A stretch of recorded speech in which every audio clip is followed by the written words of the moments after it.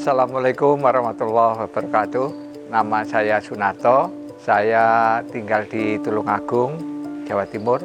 Tahun 2016 akhir itu saya dapat lokasi ini untuk beternak. Kok saya lihat cocok sehingga saya menetapkan tempat ini sebagai peternak saya.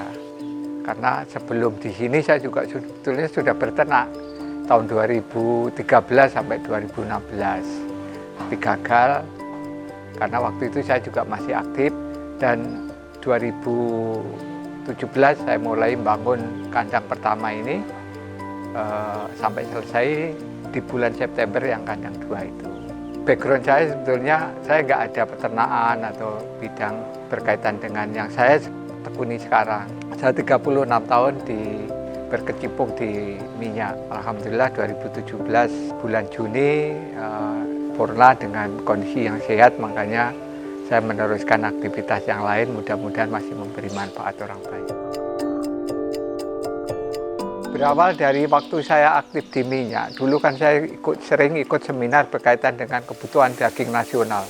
Nah, saya terinspirasi kenapa sih kita mempunyai penduduk banyak, lahan yang cukup subur untuk pakan ternak, tapi kok selalu tiap tahun, apalagi menjelang Ramadan ya, menjelang Ramadan Idul Fitri itu selalu ribut berkaitan dengan kebutuhan daging. Sehingga itulah yang menginspirasi waktu saya masih aktif. Makanya 3 tahun sebelum saya purna, saya sudah mempersiapkan ternak. Harapan saya begitu pensiun udah go on gitu ya.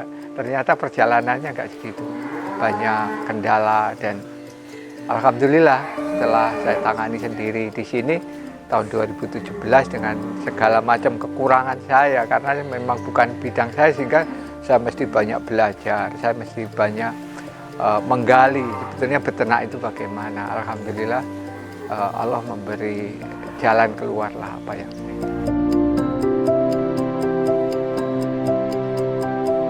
Kesulitan bagi peternak awal itu ketika kita beternak pasca panen, jadi penjualannya. Kalau peternak apa? Karena apa? Belum dikenal dengan pedagang, belum dikenal dengan jagal. Sehingga kalau toh kita bisa beternak begini, waktunya panen kita bingung mau dijual kemana ini. Saya 4 bulan pertama begitu sapi saya seharusnya keluar, nggak bisa keluar. Ini gimana ini? Alhamdulillah dengan izin Allah, dengan kita selalu berdoa mohon pertolongan Allah, akhirnya jalan keluar itu selalu ada. Tapi yang jelas bahwa apapun kita memproduksi, satu kita harus membangun pasar. Kedua, kita harus menjaga kualitas produk kita. Termasuk apa?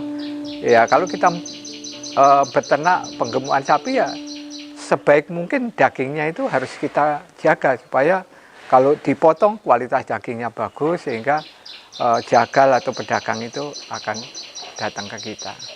Saya itu punya teman yang awal mula membeli sapi-sapi saya waktu di Trenggalek itu. Nah itu akhirnya saya hubungi, dan alhamdulillah beliau itu terus berjalan sampai sekarang. Dalam kondisi sulit atau kondisi enak pun dia tetap bisa kita ajak kerjasama gitu. Artinya ketika seperti corona gini, mungkin kebutuhan daging berkurang, tapi beliau tetap bisa kita ajak kerjasama. Kalau demand-nya berkurang, harganya agak turun kayak gitu. Tapi intinya itulah solusi.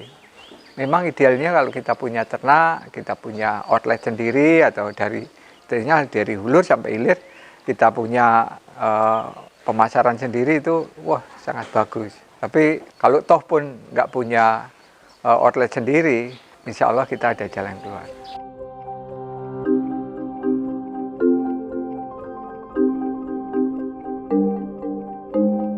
Itu 56 awalnya, terus kita kembangkan lagi sampai 75 ekor. Itu ada ya sepupu gitu loh, karena saya lihat beliau itu kan punya background dokter hewan. Saya pikir, oh ini cocok sekali kalau ngurusin hewan gitu. Tetapi ternyata berbisnis itu tidak terkorelasi secara linear. Wah ini dokter hewan nanti bagus kalau ngurusin hewan. Tapi namanya berbisnis apapun itu harus kita secara global menguasai. Jadi tidak hanya, wah saya pintar ngurusin hewan, nggak bisa memanage kandang, nggak bisa menjual ternaknya, nol. Makanya semuanya dari apa yang menjadi produk kita, dari mulai yang misalkan kayak sapi ini, kita harus bisa merawat, memberi pakan yang optimal, supaya ADG-nya tercapai. ADG itu apa? Average daily gain, artinya kenaikan sapi per hari per ekor itu harus kita maintain dengan cara memberi makan yang optimal. Mungkin perlu saya sampaikan sama teman-teman peternak, pakan itu tidak harus yang mahal-mahal. Contoh kecil misalkan polar itu harganya kan 3.000 sekian sampai 4.000. Tapi sebetulnya kita harus berpikir alternatif. Apa yang mempunyai nutrisi kurang lebih sama dengan polar, tetapi harganya lebih ringan, itu yang perlu. Karena di ternak ini fokus utama kalau kita sudah mempunyai kandang, mempunyai sapi, fokus kedua adalah bagaimana kita memanage pakan itu seminim mungkin. Sehingga dengan makan seminim mungkin dengan nutrisi yang cukup untuk ternak, itu baru dikatakan kita berhasil. Tapi kita kalau punya ternak tetapi tidak bisa memanage masalah pakan, hasilnya tidak akan optimal. Karena apa? 70-80% cost untuk perawatan sapi ini adalah di pakan. Makanya kalau teman-teman yang punya 2, 3, sampai 10, kadang-kadang banyak cerita, saya kok nggak pernah untung. Karena apa? Beli pakannya udah mahal. Dia salah-salah katakanlah, oh sambilan ke sawah, ya nggak apa-apa. Tetapi apapun kalau menurut saya itu harus diseriusi, ditekuni. Kunci pokoknya itu. Kita beternak, tekuni beternak. Apa yang menjadi kendala kita cari solusi. Apa yang menyebabkan kosnya tinggi, kita cari solusi supaya kosnya rendah dan sebagainya. Trial and error. Artinya kita coba dengan komposisi ini makannya gimana, hasil ADG-nya gimana. Saya pernah di awal tahun 2019 kemarin, karena saya cari pakan yang murah, harapan saya ADG-nya tercapai, tapi akhirnya ADG-nya itu 0,6. Padahal BEP di dalam peternakan itu paling enggak 0,8. Dengan 0,6 itu selama 4 bulan berturut-turut, saya hampir-hampir, oh kok begini ya, ternyata berat beternak itu. Ternyata saya salah ngasih makan gitu ya. Ya ini jangan ditiru, karena kalau sebanyak ini trial and error, kalau errornya lebih besar bisa-bisa ambruk. Nah, makanya saya sangat senang kalau ada teman-teman kok bisa ADG-nya bisa segitu dengan harga segini. Itu banyak yang berdiskusi dan menerapkan. Dan sekarang pakan saya walaupun ngaduknya manual dan ya apa adanya segitu, banyak teman-teman yang punya ternak 1-10 itu sekarang sudah mulai ke kandang sini. Karena memang ya, dan alhamdulillah dari feedbacknya ke saya dari teman-teman itu ADG-nya bagus.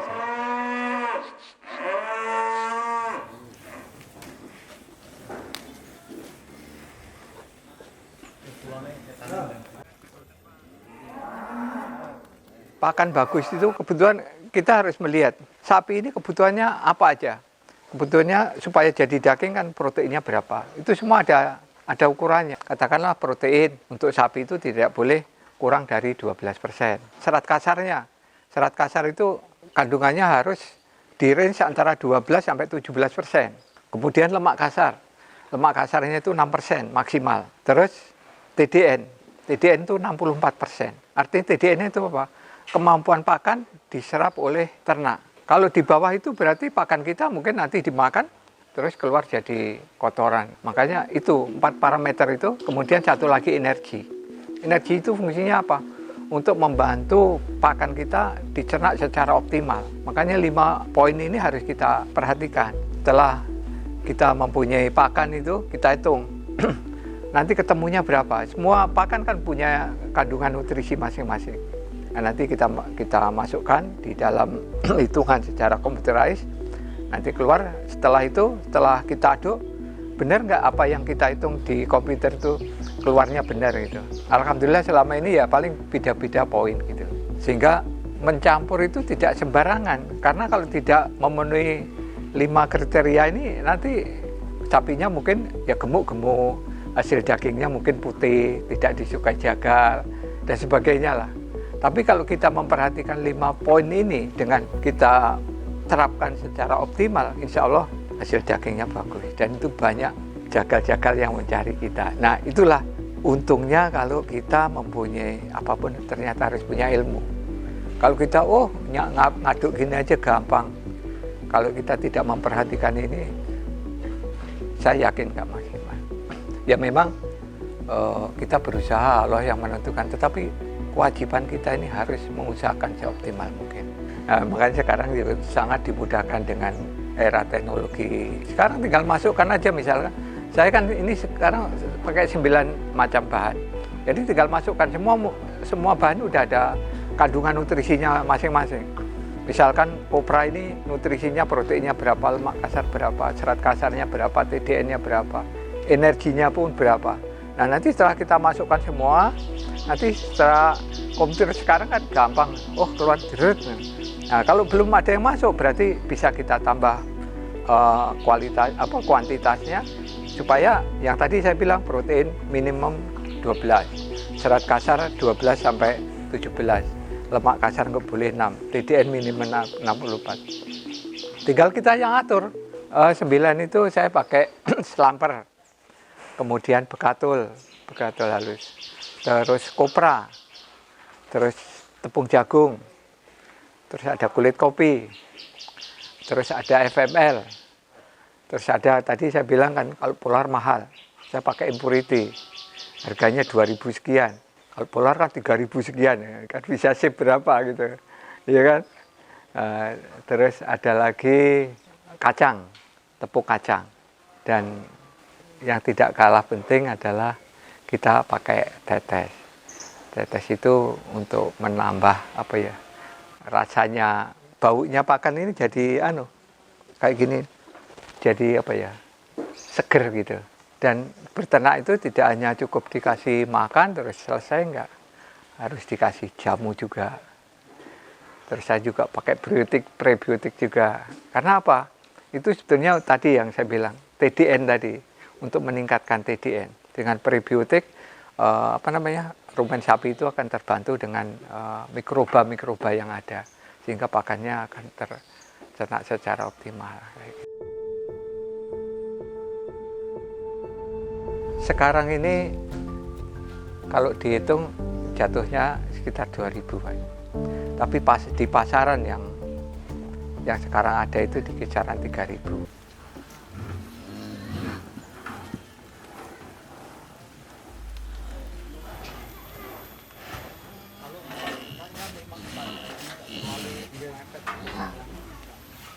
Saya sudah melewati masa purna tugas saya sampai usia 58, sebetulnya saya sangat bersyukur. Dan saya bercita-cita kalau di masa purna Allah memberi saya kesehatan, kita ini hidup bisa memberi makna atau arti orang lain. Terus terang, ya mungkin agak ekstrim. Saya tidak bercita-cita usaha ini terus untuk memperkaya diri. Seusia saya ini udah nggak ada itu. Saya pengen usaha ini terus berkelanjutan, supaya teman-teman yang kerja di sini juga berkelanjutan. Ada 7 keluarga yang kerja di sini. Kalau saya tidak memaintain baik, tidak memanage baik, terus akhirnya katakanlah ini makin surut, apalagi habis. Di mana dia mau? Ya memang Allah akan memberi rezeki, tapi kalau kita memberi jalan untuk mendapatkan rezeki, itulah kebahagiaan saya sebagai manusia biasa yang Allah ciptakan. Rata-rata ya mungkin nggak semua ya, anak-anak muda itu maunya kan enak gitu kan. Begitu mau bantu saya di sini, terus saya nggak suka dengan karakter bagaimana nyuruh teman-teman atau minta tolong teman-teman hanya dengan kaki, itu dipasang kayak gitu. Kalau saya lebih baik, saya itu memberi contoh gitu loh. Ini loh, misalkan jam 11 ini kan nanti harus bersih. Kalau nggak dikerjain, saya target 3 kali. Akan saya kerjakan sendiri. Nah, kalau teman-teman nggak bisa ngikutin, ya lebih baik jangan kerja di sini. Kayak disiplin itu sangat perlu. Seperti makan ini disiplin. Pagi jam 7 biasa makan, jam 7. Kadang-kadang kan memang saya untuk meyakinkan benar nggak anak-anak itu. Sebelum jam 7 saya makan sini. Karena apa? Kita tahu rumen sapi ini kan enzimnya kan keluarnya berdasarkan apa yang dimakan. Jadi kalau nanti makannya nggak teratur, misalnya jam 7, besok jam 9, jam 8, dia akan terganggu proses mengeluarkan enzimnya itu.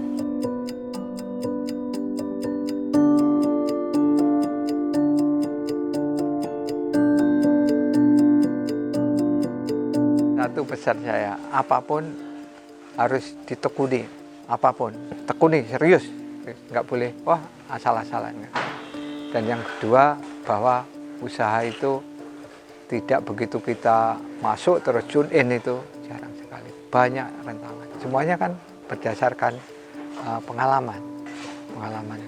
Tapi jangan kalau kita udah tahu begitu diteruskan, udah ini salah, jangan diteruskan, cut sampai di situ.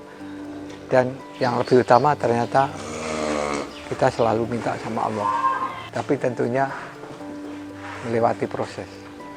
Kayak gitu. Jadi satu tekun, dan yang kedua adalah ilmu. Jadi apapun yang kita tekuni harus berilmu, kita punya ilmu. Gak bisa terus asal-asalan ambil jalan. Dan totalitas kita harus, kalau kayak ternak, oh kita pintar di ternak aja, nggak bisa masarkan, nggak bisa bikin pakan yang murah, nggak akan berhasil. Jadi totalitas. Diturunkan gini ya. Nanti gini tekniknya, jangan semua tengah, nggak usah. Fokus nanti di pinggir, semeter. Oh, maaf, udah.